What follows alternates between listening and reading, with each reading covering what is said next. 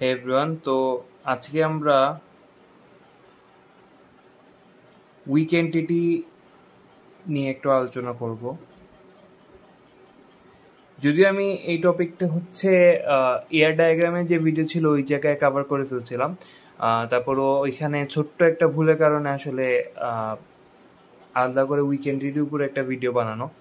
তো এয়ার ডায়াগ্রামের ভিডিওতে হচ্ছে আমি 13 মিনিট 20 সেকেন্ড বা 22 সেকেন্ডের মতো ওই টাইম স্ট্যাম্পে আপনারা যদি দেখেন একটা লাইন বলছিলাম যে আমার যদি কোনো একটা এন্টিটিতে ফরেন কি থাকে তাহলে আমরা ওইটাকে উইক এন্টিটি বলতে পারবো। ওইটা আসলে ভুল। ওইটার জন্য হচ্ছে এই ভিডিওটা বানানো যে ফরেন কি থাকলেই যে আমরা ওইটাকে উইক এন্টিটি বলে দিতে পারবো এরকম আসলে না। তো আমরা যদি মানে যে কোনো উইক এন্টিটি তো ওইটাই যে আমার যদি একটা এন্টিটি অন্য একটা এন্টিটির উপর ডিপেন্ডেন্ট থাকে, যেমন লেটসে একটা অনলাইন একটা ই কমার্স সাইট, লেটসে দারাজই ধরি আমরা। তো দারাজের যদি ওদের ডাটাবেস বানানো লাগে, লেটসে আমার একটা এন্টিটি হচ্ছে কাস্টমার আর আরেকটা এন্টিটি হচ্ছে আমার অর্ডার, মানে ওই কাস্টমার যে অর্ডারটা দিবে ওইটা, রাইট? তো এখানে কাস্টমার আর অর্ডারের মধ্যে আমার উইক এন্টিটি কোনটা হবে? তো লেটস সি যে কোনটা ছাড়া কোন জিনিসটা এক্সিস্ট করতে পারবে না। কাস্টমার ইন ইটসেলফ ও এক্সিস্ট করতে পারবে, রাইট? ও যখন লাইক আমি একটা আইডি বানাইলাম দারাজে আইডি বানানোর পর এখন আমি অর্ডার করি না করি আমার কাস্টমারের ওই যে আইডিটা ওইটা তো এক্সিস্ট করবে, even if I don't order something, right?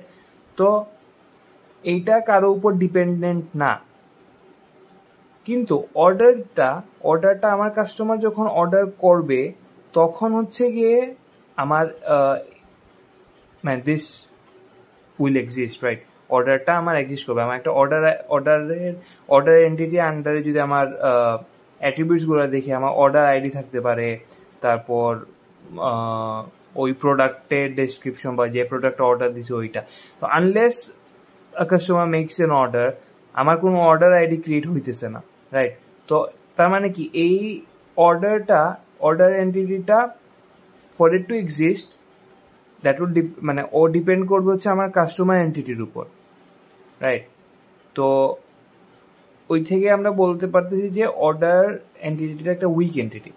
But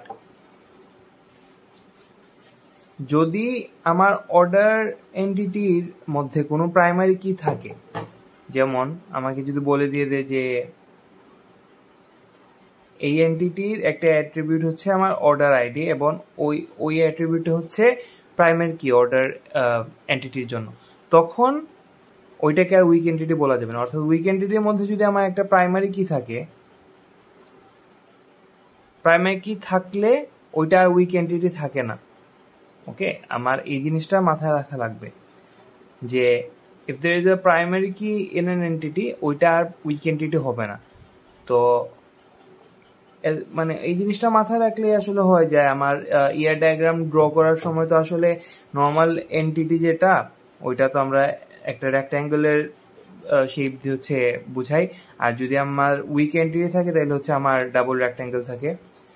তো আসলে এই জিনিসটা মাথায় রাখলেই হয়ে যাবে যে উইক এন্টিটি তখনই যখন আমার ওই এন্টিটিটা ফর দ্যাট টু এক্সিস্ট ও অন্য আরেকটা এন্টিটির উপর ডিপেন্ডেন্ট থাকবে, যেমন এই কাস্টমার অর্ডারের যে এক্সাম্পলটা দেখালাম।